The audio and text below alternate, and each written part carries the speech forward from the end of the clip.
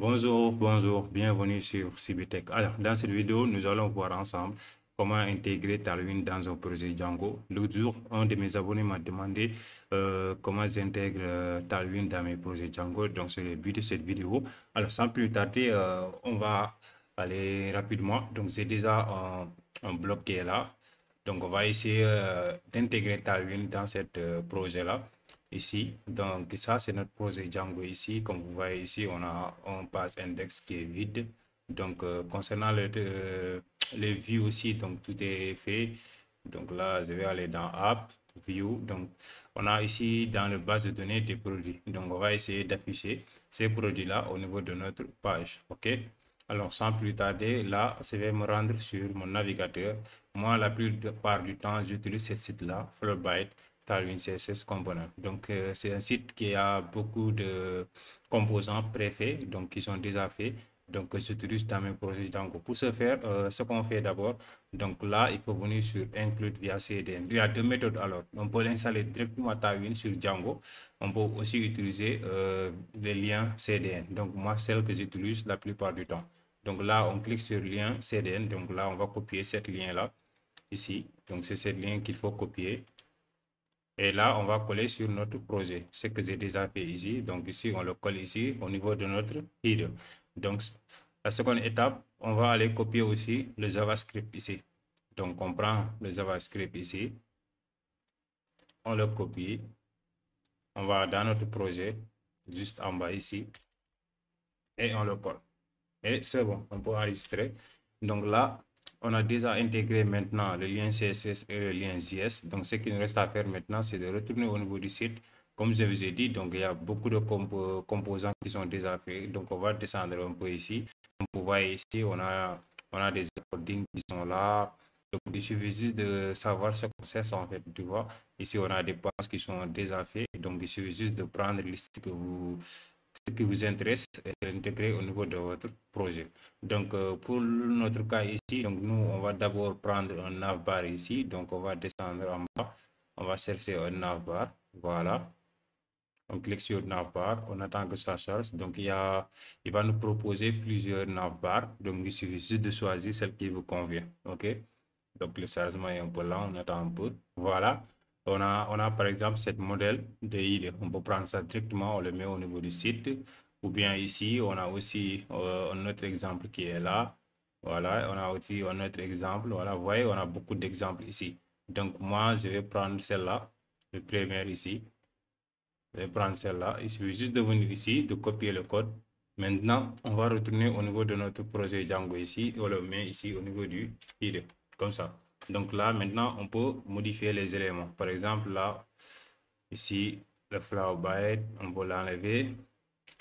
Par exemple, je vais mettre CB agence, par exemple, ici. Donc, on va enlever aussi le logo. On peut enlever le logo. On n'en a pas besoin. Si vous avez un logo, vous pouvez le mettre. Donc, ici, on va laisser le home, le abou. Donc, ça, c'est pas intéressant. On va les laisser comme ça. C'est juste vous montrer comment j'intègre ça au niveau de mon projet. OK? Donc là, j'enregistre. Donc là, si je retourne maintenant, ici, j'ai déjà lancé mon serveur qui est là, qui est déjà lancé. Donc, je vais aller sur l'adresse. Donc, vous voyez, directement, on voit notre navbar qui s'intègre au niveau de notre site ici. Comme vous voyez, on a notre navbar qui est là. On a CB Agence qu'on vient de modifier ici. Donc là, on va retourner ici. Maintenant, nous, on a besoin maintenant d'un... on va chercher... Attends, on va prendre un cadre ici, puisqu'on va afficher des images et des titres et une description. Donc, on va choisir un modèle ici de cadre qu'on va intégrer au niveau de notre projet. OK? Donc là, j'attends que ça charge. Voilà, vous voyez, on a plusieurs modèles de cadre. On a cette modèle-là. Moi, j'ai besoin de modèle où on a une image. Donc, vous voyez, ça, on a une icône. On va descendre un peu. Voilà, on peut prendre celle-là.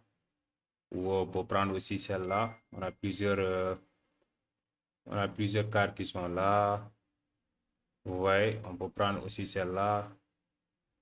Vous voyez, on a ici des formulaires aussi. Donc, nous, on va aller prendre celle-là. On va prendre celle-là.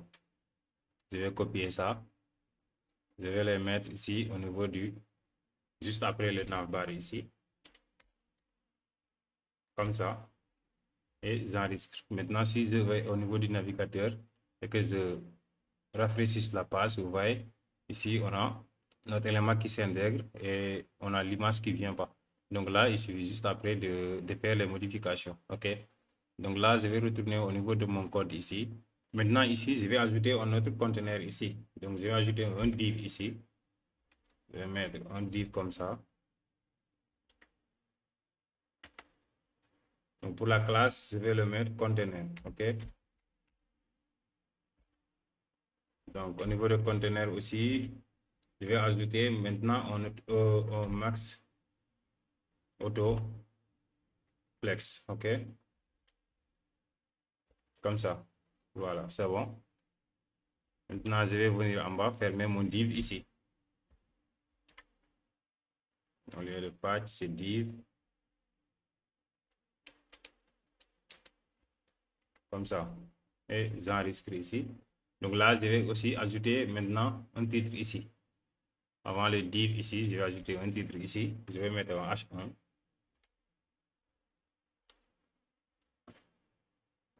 Dans le H1, je vais mettre par exemple, venez réserver. Venez réserver pour vos vacances.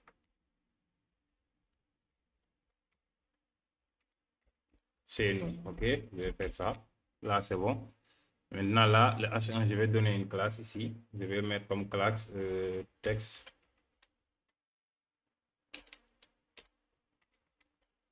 Classe égale.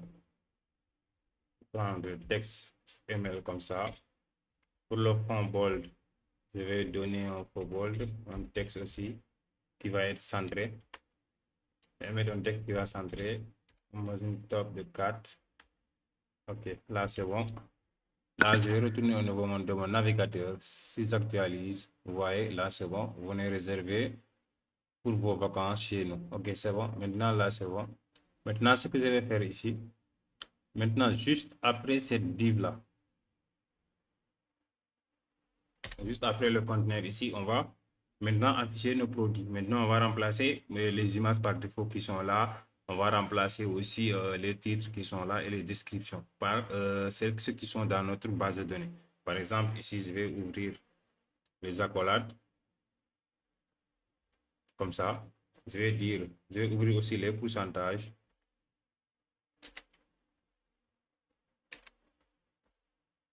Comme ça. Maintenant, je vais faire for product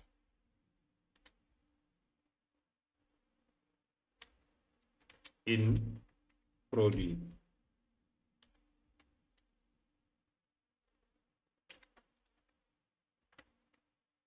Voilà, là c'est bon. Maintenant, ici, j'ai donné mon condition. Si product existe dans produit, maintenant, ce que je vais faire ici, je vais afficher maintenant mon image. Ici, pour afficher mon image ici, il suffit juste de remplacer ce qui est à l'intérieur de source ici.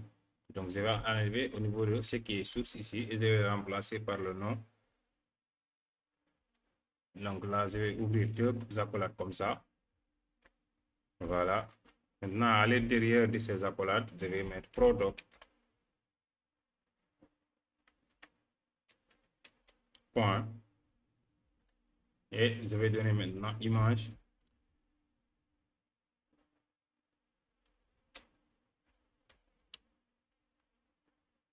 Point URL. OK.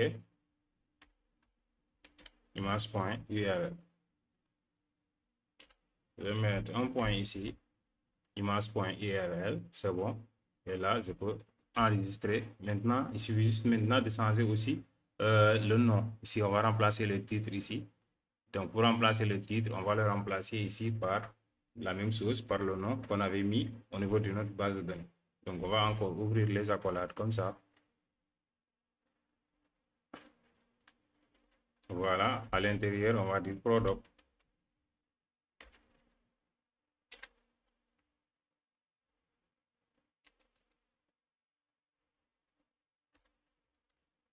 point, non. On avait mis au niveau du base de données non et on met ici non. Là, on a collé de trop, on enlève ça, parfait, et on enregistre.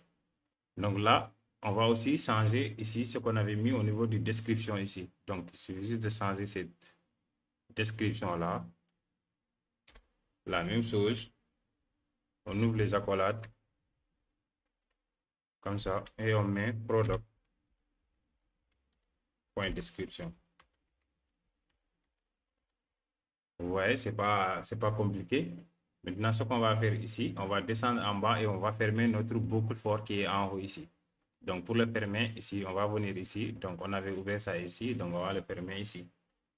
Et on va dire la même chose, on va ouvrir les accolades, on va ouvrir les pourcentages et on met end for.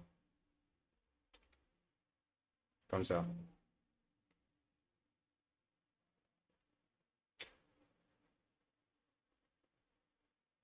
And for. Parfait. Donc là, j'avais mis deux accolades. Je vais enlever celle-là. Enlever celle-là. Voilà. Et on met end for. Et là, j'enregistre. Maintenant, on va retourner maintenant au niveau de notre navigateur. On va vérifier si ça a fonctionné. On actualise. Vous voyez là, ça affiche directement ce que j'avais mis au niveau du base de données. Parce que dans la base de données, on avait 3 hôtels. Hôtel 1, hôtel 2, hôtel 3. Vous voyez que là, ça affiche directement ici au niveau de mon navigateur. Vous voyez que c'est pas compliqué d'intégrer Tailwind en passant par Flowbyte. Donc, c'est très rapide et ça prend pas beaucoup de temps aussi. Vous voyez. Donc, voilà ce que je voulais montrer. Donc, si on peut ajouter, si on veut aussi. On peut aussi ajouter, par exemple, comment dire, on peut ajouter des footers, on peut ajouter plein de choses au niveau du site. Par exemple, si vous venez ici, vous voyez ici, on a des footers qui sont prédéfinis ici. Il suffit de choisir le modèle qui vous convient et vous l'intégrer au niveau de votre projet. Vous voyez là, donc par exemple, moi, on a beaucoup de styles. Par exemple, je vais choisir celle-là, je le copie. Je viens maintenant, après, il suffit juste de personnaliser ça. Une fois que vous copiez ça, il suffit juste maintenant de le personnaliser à votre goût, d'enlever ce qui ne vous plaît pas et de garder uniquement ce que vous voulez. OK, vous voyez. Là, vous voyez que ça s'intègre directement ici.